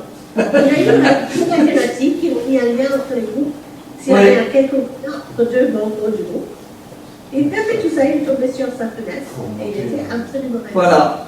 Oui, mais la question sur le fait que ce soit en haut à droite me paraît extrêmement pertinente parce qu'à mon avis, le cycle. Ouais, ça, c'est pas clair. Il va à son tour, donc effectivement, le passer sur un bord haut à droite, je ne sais pas. C'est J'ai pas. mal à. Ouais, effectivement, mais je pense que c'est vraiment une question vraiment très précise C'est pour experts. Quand même, vers les passages où, effectivement, Non, je sais pas. Un peu de scepticisme, il faut avouer, parce que s'il y a un cycle, il n'est pas tout. Parce qu'il disait que ça venait de chaleur, et qu'il était hiver, et que c'était dans le groupe chaleur. Oui, Et c'est ça, pas c'est bien clair. pour la droite, bon. C'est peut-être le cycle de Carnot. Non, mais Je ne sais pas. je pense que ça fait partie des. Moi, j'aurais presque envie d'entendre cette question de manière un peu critique, mais. Oui, bah, il dit lui-même que quand même les groupements sont un peu arbitraires. Donc, Il le dit plusieurs fois. il le dit plusieurs fois. Donc. Pas les mots différents, que ce soit arbitraire, mais il le dit plusieurs Oui, il dit quelquefois qu'on pourrait trouver autre chose. Mais, donc, si je puis me permettre, mais je veux pas. fois. Oui, bien sûr. Apparemment, personne n'a de trop de remarques, alors dans ce cas-là, je me lance un petit peu. Non, d'abord, il y a quelques remarques vraiment générales. Simplement, dans ce séminaire, j'avoue que j'ai un petit peu tendance quelquefois à prendre, pas toujours, hein, Grothendieck en tant que garant, c'est-à-dire qu'il dit des choses que je pense beaucoup de. Je ne sais pas comment il faut les appeler, alors les mathématiciens, mais on peut dire les praticiens, on peut dire les autochtones. C'est des choses que les gens diraient, que beaucoup de gens diraient. Donc, certaines des choses qu'il dit sont en fait, je n'ose pas dire banales, mais enfin, voilà, tout le monde serait d'accord avec ça. Et d'ailleurs, c'est quand je disais qu'il y a une certaine faillite de l'épistémologie et de la philosophie des sciences, ben c'est à ça que je fais référence, c'est-à-dire à ce que les autochtones diraient si on les interrogeait, tout simplement. Il faut toujours se souvenir que nous tous, nous savons infiniment plus de choses sur la France de la fin du XXe siècle et du début du XXIe que ce que seront les historiens dans 4 siècles. Nous tous, n'importe qui, tous les gens qui écoutent Ah, on n'entend plus rien. Ah, mais je sais pas en fait. Bah, si. Tu entends, Gaëtan? Ah, je vous entends un autre. Ah, d'accord. Non, je disais simplement qu'il y a dans ce que dit Grothendieck, il y a des choses qui sont simplement issues de son expérience, qui est extraordinaire parce que c'est un mathématicien extraordinaire, mais qui est aussi l'expérience d'un mathématicien. Donc, alors on peut aussi dire d'un scientifique, et on peut dire aussi de quelqu'un qui essaye de découvrir quelque chose. Donc il y a beaucoup de choses, il y a des choses qui ne sont pas, je dirais, spécifiques à lui et qui prennent simplement plus de résonance quand c'est un génie mathématique qui les expose. Par ailleurs, ce que j'ai trouvé vraiment remarquable, et là peut-être si on pouvait partager l'écran à nouveau, je trouve que je voudrais faire de la publicité pour les sections qui sont juste après ce que tu as commenté, c'est-à-dire les sections 11 à 14. Parce que dans les sections 11 à 14, indépendamment de nos soucis, je ne sais pas comment dire, politiques, sociologiques, etc., je crois que là, dans les sections 11 à 14, je ne sais pas, Léla, tu pourrais essayer de mettre la section 11, ou c'est trop compliqué. Je ne sais pas si elle entend. Elle m'entend? Tu m'entends? J'ai l'impression qu'on n'entend plus personne. Personne n'entend. Bien sûr, Je ne sais pas, moi je vous entends encore. Oui, mais j'ai l'impression que, en fait, je ne sais pas si quelqu'un nous entend. C'est bizarre, pourquoi? En fait, pourquoi? Ça, c'est le problème de la technique. Oui. Alors, est-ce que vous nous entendez? Quelqu'un? Moi, je t'entends. Oui, nous on s'entend. Tu peux me donner de mettre tes pages? Oui, est-ce que tu peux me remettre la météo? Si on nous entend. La section 11. D'accord. Est-ce que tu pourrais remettre la section 11? C'est bon, D'accord, si ça t'ennuie pas. Ça, ce serait vraiment gentil. Parce que... Désir et nécessité. Oui, oui, désir et nécessité, exactement, section 11. Et je pense que, alors donc je ferai un peu de publicité, on ne va pas tout regarder ici, mais pour les sections 11 à 14, c'est une quinzaine de pages. Et je trouve qu'elles sont vraiment remarquables, ces sections, parce qu'il essaye vraiment de pénétrer plus avant, dans cette dialectique on va dire, du vague et du précis, etc. Alors, dans la section 11, dès le début, il remarque quelque chose que j'espère on va voir. Première page de la section 11.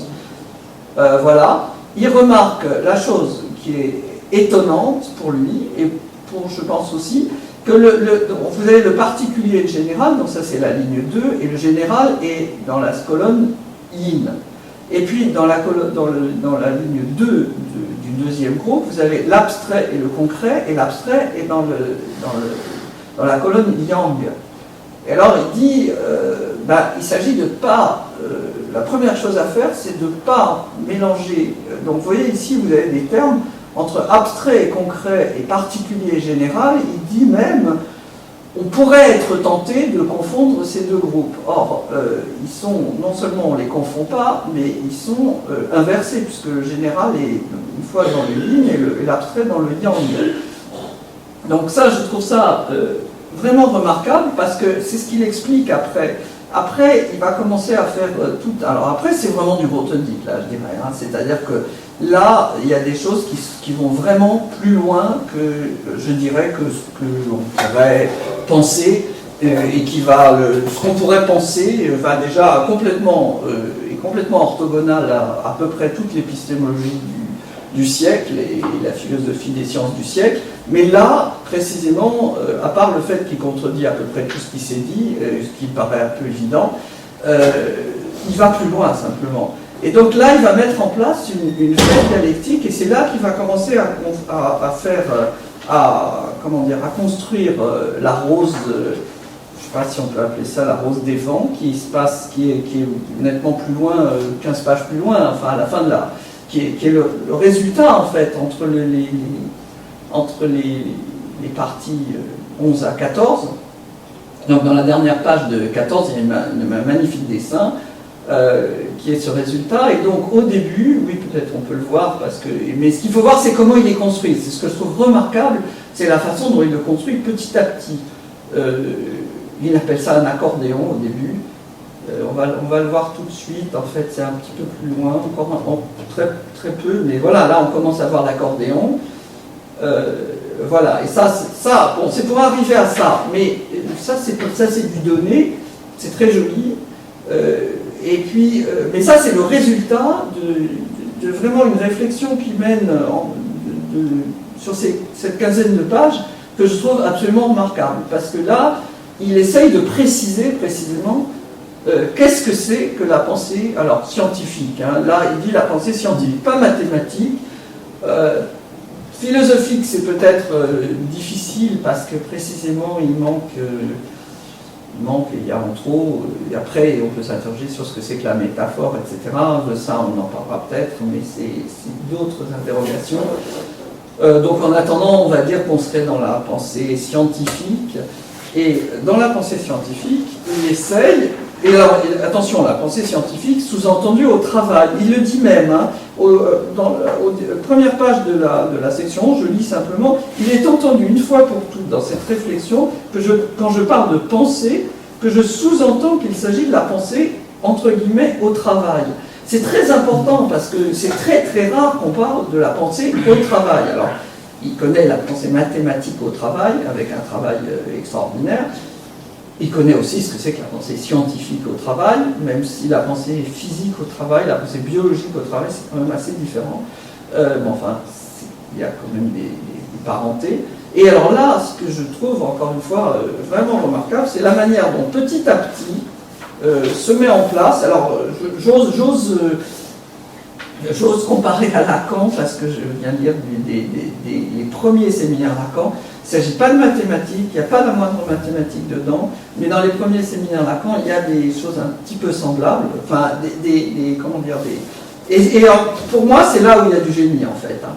C'est là où il construit quelque chose qui va nettement plus loin que ce qu'on peut dire a priori, qui est un petit peu, bon, il y a du vague, il y a du général, et puis il y a du particulier, et puis etc. Mais par exemple, ce point où il explique que le général, c'est pas du tout la même chose que l'abstrait, c'est extrêmement important. Une autre chose qu'on peut dire aussi, c'est que dans la Kabbale, il y a aussi des choses comme ça. Hein. La Kabbale, c'est une doctrine des facultés, j'emploierais l'expression doctrine des facultés, qui est très particulière. Je ne connais pas du tout ce qui se passe en Chine, un tout petit peu quand même ce qui se passe du côté de la Kabbale, et puis évidemment il y a Kant.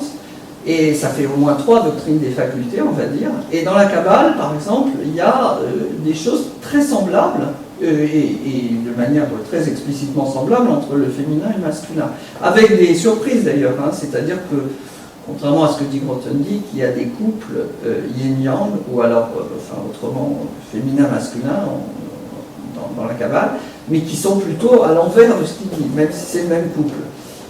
Donc c'est pas clair que ce soit totalement indépendant du contexte culturel. Mais donc pour revenir à ce qu'il dit lui, il faudrait reprendre le début, je ne sais pas, par exemple, alors, le début de... Oui, dans la fin du paragraphe 11, je ne sais pas si c'est peut-être pas la peine. Pierre, tu dis beaucoup de choses, est-ce que je peux rebondir un petit peu? Oui, vas-y, moi je ne veux pas occuper le terrain, hein, je veux dire. Au contraire, je trouve ça très bien que tu l'occupes parce que. Je ne vais pas l'occuper, je ne veux pas monopoliser. Dis-moi. Le principe Yang, ce soit quoi ce soir, mais je plus sois en tout, c'est-à-dire que souvent je me suis arrêté parce que effectivement ça fait 1 heure que tu parles et on a perdu des bêtises. Donc voilà, je me suis dit on arrête. Mais effectivement, c'est des passages absolument magnifiques à partir du chapitre 11. Ouais. Sur la Kabbale, parfaitement. Non, mais bon, sur la Kabbale, oublions la Kabbale maintenant. Mais il faut quand même remarquer des passages où, bon, déjà, il y a le yin et il y a le yang. Il y a quand même des passages où la grâce et le karma aussi se trouvent rapprochés. Donc, peut-être, on a l'Inde et le christianisme en plus, si on veut. La Kabbale, elle n'est pas citée, vous la connaissez sans doute, j'imagine que... Je ne sais pas, non, je ne suis pas sûr. Un petit peu. Mais en tout cas, oui, c'est enfin une espèce de mélange multiculti, si on voulait être méchant, mais on pioche à droite à gauche pour dire ceci. Mais effectivement, le chapitre 11, c'est très beau, je me suis arrêté à ce moment-là, effectivement, c'est la notion de travail de la pensée qui m'a plus intéressé dans ce passage-là. Mais j'avais des notes, hein, effectivement, où je peux caler dans ton sens. Il y a cette idée que il y a ce qu'il appelle un ouvrier enfant qui œuvre à travers nous. Si on voulait revenir un peu toutes les allusions au psychanalyse, de la psychanalyse, ou plus que au-delà de l'élite qui parle de penser, il s'agit de la pensée au travail, c'est la page suivante juste après le point 12. Oui, après, peut-être Léna, tu peux nous remontrer le début du 11, qui est juste, si c'est possible. Il s'agit de la pensée au travail, comme outil entre les mains de l'ouvrier enfant qui œuvre à travers nous. Et il y a la pensée qui découvre et qui recouvre, qui élude et qui peuvent se regrouper dans la même personne. Et on a plusieurs passages absolument magnifiques sur effectivement ce que tu disais. Bon, je n'ai pas développé parce que sur l'opposition qui est à lever, sur la notion de méthode scientifique, précision avant tout. Et il y a un passage qui m'intéresse particulièrement, c'est sur la fin, où il avance, que je me retrouve. Il y a un va-et-vient qui appelle la pensée en zigzag aussi au chapitre 12. Et il y a un va-et-vient entre l'esprit qui pense et yang, attiré par son complémentaire yin, qui est le mystère. On a eu des conversations qui pourraient là, mais si on voulait simplifier grossièrement, on a l'impression qu'il essaye de tenir ensemble la quête de loi immuable, parce qu'il dit que la pensée découvre, et en même temps il y a de la créativité, il y a de la fécondité, un peu comme s'il essayait un peu de tenir en même temps l'éthique de Spinoza et Bergson. Enfin, il y a une fécondité qui fait qu'il surgit des choses qui sont irréductibles ouais, pourtant il y a des lois, il y a de l'immuable, il y a de l'ordre, et il faut les tenir ensemble, yin yang, dans le travail de la pensée. Alors, il y a des choses absolument fascinantes, tu en parles mieux que moi, de toute façon, oui, soit le principe yang et occupe le terrain, et j'aimerais bien le vrai, celui-là pourrait être le yin qui est fécondé par vos pensées, hein, pour faire avouer.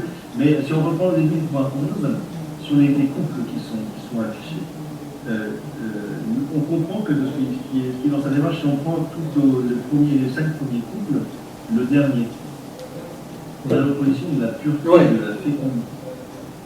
Là, c'est quand même, il y en a 2 ou 3 fois, je me suis dit, dans l'immense majorité des cas, comme tu l'as signalé moi-même, que les couples semblent pratiquement aller de soi, du moins culturellement ou transculturellement. Il y a, oui, des couples qui sont connectés sur l'union masculin, comme ça, et pratiquement partout. Mais là, pureté, fécondité, on comprend que dans sa démarche, il y a la pensée d'ordre, il y a la pensée du changement, etc. Mais c'est pas un couple qui paraît, sa pureté, ça paraît pas évidemment yang à une bonne partie de l'humanité.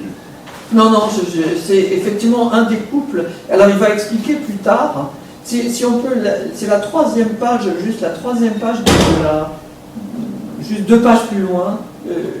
Si tu peux changer, oui, voilà. Voilà ça. Je me suis exprimé en diverses occasions parce que dans Récolter Semailles, souvent il va parler de la création de l'enfant en nous, etc. Enfin, je dis etc. parce qu'on a souvent évoqué ça ici. Et puis alors ici, il raconte, et c'est très rare hein, dans Récolter Semailles. C'est peut-être même un des seuls endroits où il dit qu'est-ce que c'est pour lui, tout simplement, la recherche scientifique, on peut dire la progression de la pensée scientifique, comme il dit. Et il essaye de comprendre pourquoi il y a des bonnes... Alors là, il me semble qu'il va plus loin, nettement plus loin que ce qu'on dit d'habitude, c'est-à-dire la recherche de l'unité, le fait que c'est répétable, le fait que... etc. Enfin bon, ce qu'on dit depuis Bacon, qui est vrai, mais... Et là, il essaye d'aller plus loin, par exemple, d'expliquer pourquoi il y a des bonnes unifications et des mauvaises unifications, en quelque sorte. Donc il commence à faire une dialectique entre précision, généralité, particulier, unité, différence. Vous voyez, il y a énormément de mots, beaucoup plus que d'habitude, où il explique qu'ils ne sont pas synonymes, comme par exemple abstrait et général.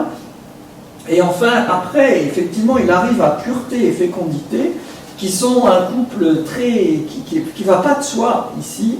Je ne vais pas trop commenter parce que d'abord j'en serais incapable, et puis il en parle lui-même, je crois. Et il est d'accord avec toi que c'est un couple un peu étonnant, parce que ça ne va pas de soi. Alors il va petit à petit, il va construire ses zigzags, il appelle ça l'accordéon, donc si on parle... Oui, l'harmonica. Donc il est là, si tu montes la page, le premier harmonica, il construit les soufflets un par un, hein, comme vous savez, il construit les premiers soufflets, puis après il en rajoute, non mais je dis ça pour les gens qui n'ont pas regardé, puis il en rajoute de plus en plus des soufflets, et voilà, c'est de plus en plus long, et à la fin il se dit, mais en fait on peut boucler, et on arrive à la rose qu'on avait vue avant. Donc je crois que ça vaut la peine d'être lu, parce que c'est quelque chose qui ne va pas de soi. En particulier, par exemple, ce couple pureté-fécondité ne va pas de soi. Et comme tu disais, et là, alors donc le cercle extérieur, c'est yang, donc fécondité, qui est à peu près à 4 heures, il est... non, oui, c'est ça. Il est yang, pureté, je ne sais pas où il est. Mais pureté a l'air d'avoir disparu. Parce qu'il y a 12... Sexualité, là. Comment ? C'est pas fécondité, c'est ah, c'est pas. Quelqu'un qui dit que fécondité est non, moi je vais étrangler. Hein. Attends, je suis en train de... Je te rappelle dans une demi-heure. Quoi ? Non, j'ai bien pris. J'ai eu un coup de fil. Fécondité et yang... oui, c'est pas fécondité, c'est factualité. Non, il n'y a pas de fécondité. Non, il n'y a pas, et bizarrement, il n'y a plus pureté et fécondité, qui évidemment, oui, qui évidemment fécondité et ligne. Donc simplement, ça a disparu, je ne sais pas pourquoi. C'est intéressant d'ailleurs, ça a disparu. Si je peux encore rebondir sur tout ce que tu fais bientôt en amont, je ne voulais pas l'oublier, tu as dit que, l'ami Grothendieck disait des choses qui, pour les autochtones ou les indigènes démocratiques que vous êtes, sont, disons, pas des surprises. Non, pas des surprises. Donc chacun son village et chacun son autochtonie, si j'ose dire, parce que ce qui pour vous est peut-être évident est exotique pour moi, souvent, et par contre, ce qui est vu philosophiquement, pour le peu que je connais de la philosophie chinoise, bon, on a envie de dire qu'il dit aussi des choses, peut-être dit aussi déjà, mais qui redécouvre des choses, qui redit des choses que d'aucuns ont déjà dites, que ce soit dans la philosophie chinoise ou occidentale, parce qu'il y a quelques divinités linguistiques, ou ésotérique. Et voilà, encore une fois, la question que tu m'as parlé de la Kabbale, de ce fameux passage aussi ésotérisant, on se demande ce qu'il a lu, encore une fois. Et c'est un peu quand même. Il m'a dit non, il ne connaît pas la philosophie chinoise. Il a lu Swedenborg, par exemple. Et la lu Swedenborg, ça ne lui a pas plu. Et Kant a quand même écrit la critique, en partie pour réfuter Swedenborg. Mais bon. Oui. Mais enfin, il n'y a pas de problème, c'est pour la littérature ésotérique, il est toujours en Moi, je ne connais pas. cité. Mais là, c'est la question, c'est de la culture philosophique qu'il avait. Comment est-ce qu'on peut parler de quête de l'unité sans... Il a reçu des moines bouddhistes qui, eux, avaient lu de la philosophie chinoise, orientale, etc. Donc, il leur a beaucoup parlé. Donc, maintenant, c'est des conversations, donc je ne sais pas. En tout cas, le bouddhisme, il n'était pas étranger. Hein. Et à ces gens, la philosophie chinoise ne devait pas être étrangère. Mais bon, c'est tout ce qu'on peut dire. Tout ce que je peux dire. Il était germanophone? Lui ah oui, lui, il était complètement bilingue. Le Grothendieck, oui, il a parlé, c'est sa langue maternelle. Il était même plus germanophone que, la fin, il était vraiment bilingue, si on peut dire. Oui, parce que son passage de allemand au français est un peu bizarre aussi, parce qu'il devait maîtriser sûrement parfaitement les deux, mais la traduction est un choix. Bon. Oui, ces traductions sont, je ne sais pas, par exemple, quand il parle de connaissance, il oppose Erkenntnis et Verstehen, et puis Erkenntnis, il y a énormément de synonymes, Verstehen, on peut avoir aussi ces synonymes. Donc à chaque fois, il profite quand même du fait qu'il a ces deux langues, et puis, bon, il en fait, oui, voilà. Oui, il ne sera pas le premier, il sera le dernier. Mais il en fait un peu ce qu'il veut, j'ai envie de dire. C'est possible, oui, un petit peu. Oui, donc je suis désolé de ne pas avoir abordé effectivement ce passage qui sont très longs. C'est quelque chose qui est fait sur le travail de la pensée. Je suis désolé si j'ai redit c'est pas vous. Mais là, je trouve qu'il y a, sur le rapport entre abstraction et généralité, sur ça, il y a des choses très très belles et philosophiques pour moi autant que scientifiques. Mais peut-être que parce que je suis un autochtone, du moins j'ai eu de la philosophie quand il m'en avait le temps, je crois connaître certaines choses. Bien, écoute Gaëtan, mais alors je fais encore un appel général. Est-ce que quelqu'un a une remarque, une question, je sais pas, quelque chose à nous dire? Sinon, on va clore la séance, on va une autre petite question sur la rosace, la fameuse rosace. On comprend que ça c'est circulaire parce que ça boucle, mais il met des flèches un coup dans un sens, une rotation pour le yin, le yang. Est-ce que ça voudrait dire qu'à un moment donné, on pourrait faire un dixième de tour et puis relire l'accordéon comme ça, qu'il y a une sorte de dynamique potentielle dans la rosace? Tu peux nous remontrer la rosace, je m'excuse. Tu as merci. Alors, c'est un peu plus loin, je pense. Oui, encore un peu plus loin. Voilà, magnifique rosa. Alors, ce qu'on peut dire, c'est qu'il dit où elle se trouve. Il dit à quel moment il l'a clos. Non, mais surtout, il a dit que les flèches qui faisaient ça, le tour à l'extérieur, à l'intérieur, c'est pas des flèches de mouvement. C'est des flèches de plus en plus yin et de plus en plus yang. Ah. Et ça démarre où? Oui, il n'y a pas d'origine. Non, parce que les extrêmes se touchent. Les extrêmes se touchent, voilà. Ah non, alors si, à midi... Non, attends, remets. À midi, il y avait ordre et... Il explique là, je crois, discipline peut-être. Mais à midi, il y a ordre et liberté, et c'est là que ça se boucle. À ordre et liberté, c'est là qu'il a bouclé la chose. Avant, c'était linéaire, et puis c'est là que... Enfin, il le dit, il dit, voilà, j'ai eu l'idée de boucler quand j'ai lu ordre, liberté. Maintenant, je ne sais pas si on peut dire que c'est une origine, c'est comme ça qu'il a bouclé la... Donc, mais c'est un truc genre Escher, parce que ça devient de plus en plus yang, mais... Il parle pas de Escher, je pense, mais il dit ça. Il dit ça? Il dit... Oui. Il dit à un moment que les extrêmes se touchent, alors bon, je ne sais pas si c'est... Oui. Je ne sais pas si je trouvais exactement ça, que c'est de plus en plus young et pourtant ça sera un choix. Ouais. Ok. Ah, c'est ordre mystère. Ça se colle à ordre et mystère. Voilà. Oui, à ordre et voilà.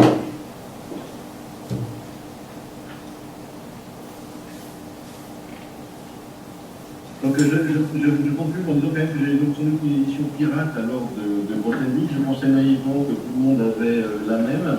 Et que je renvoyer à la page Mais même. certains... Mais il doit s'appeler des éditions pirates sur Internet, alors, puisque j'en ai une qui est légèrement décalée par rapport à la vôtre. Ben, c'est peut-être celle que Léna avait mise, hein, mais est-ce qu'elle est pirate? Il ne faut pas trop en parler. On va se faire... Non, si, non, mais je ne sais pas.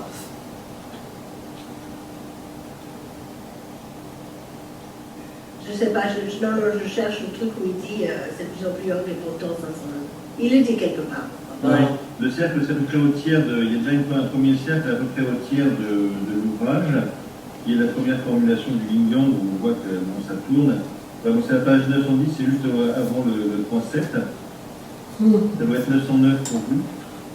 Donc il y a un premier cercle d'abord qui est constitué juste un peu avant le point 7. Ah oui, voilà ça, oui. C'est ça. Et c'est après qu'il se remplit, si j'ose dire, de manière toujours plus complexe et oui, pour rebondir sur ce que disait Pierre, voilà, c'est ça, c'est que l'accordéon ou l'harmonica ou l'harmonium, quels que soient les termes qui l'emploient, il se constitue ça sur une cinquantaine de pages quand même avant de venir, et ça je ne l'ai pas évoqué parce que... Une quinzaine. Et c'est 15 pages à peu près, de 11 à 14, c'est pas... Ça vaut la peine d'être lu, et en fait ça vaudra la peine d'être lu à la loupe, parce que c'est vraiment... voilà. Et il y a une assonance, enfin, je peux envie de dire une assonance, mais le terme d'accordéon cosmique quand même. Alors accordéon, il a rêvé. Hein. Qu'est-ce qu'il nous raconte ça? Oui, alors accordéon, il explique qu'il a rêvé, c'est un rêve. Il s'est vu avec un accordéon. Ouais. Je ne sais pas comment on dit en allemand, mais il a dû rêver, parce qu'en général, il rêve en allemand, mais je ne sais pas. Et cosmique, il dit, ça, c'est parce que... Je ne sais pas parce que c'est... Plusieurs passages. Non, vas-y. Il y a quand même plusieurs passages de la dimension de jeu et d'amusement et peut-être aussi de piéger son lecteur un petit peu quand il parle de son lui-même comme un prestidigitateur. Kant ne dira jamais qu'il est prestidigitateur ou de la raison pure. Non. Il y a quand même une manière de... sachant que s'il a écrit ça en sachant que c'est salut, il y a une manière de se positionner aussi quand même par rapport à son lecteur. Oui, tout à fait. Et il dit aussi, alors c'est amusant parce qu'il dit que le rêveur, donc le rêveur c'est comme avec un grand R, c'est comme ça qu'à la fin il va désigner Dieu. Et il dit que le rêveur se moque de lui quand il dit qu'est-ce que tu fais avec ces histoires de yin et de yang, il se moque carrément de lui parce qu'il a fait, après il va en parler énormément dans La Clé des songes, mais il ne va pas parler du yin et du yang. Donc c'est un peu à côté quand même, c'est une sorte d'à côté. Mais bon, qui a quand même sa raison d'être. Les à côté font quand même 400 pages. Parce que moi, je ne l'ai pas connu personnellement, mais ce mélange de ton péremptoire, cassant et d'auto-ironie, voire de passage chavalade, désolé, mais c'est assez unique. C'est vraiment une chose pareille. Non, il ne faut pas être désolé. Oui. Non, monsieur. Bon, ben on clôt. Si vous n'avez plus rien à nous. Ben, on te remercie encore. Et puis. Alors, donc, oui, j'annonce simplement la prochaine, c'est dans 2 semaines. Le 26 janvier, vendredi, c'est Claude Imbert qui va nous faire un exposé que je recommande chaudement parce que le titre est. Alors, je ne sais pas s'il est. Je ne sais pas si c'est pas de l'autodérision, mais c'est aussi ironique, ça s'appelle, je ne sais plus exactement le titre, mais c'est Wittgenstein et Frege, pourquoi s'y intéresser c'est quelque chose qu'elle a fait toute sa vie, et en fait, on découvre qu'elle s'est intéressée à beaucoup d'autres choses dans sa vie, et le titre c'est Wittgenstein et Frege, pourquoi s'y intéresser, voilà. Donc si vous y intéressez déjà, c'est pas la peine peut-être. Mais enfin, ce sera sûrement très intéressant. Voilà, donc c'est vendredi 26, dans 2 semaines. Voilà, mais merci encore. Et puis, on reprend à tous. Et puis, à bientôt. Et merci d'être venu.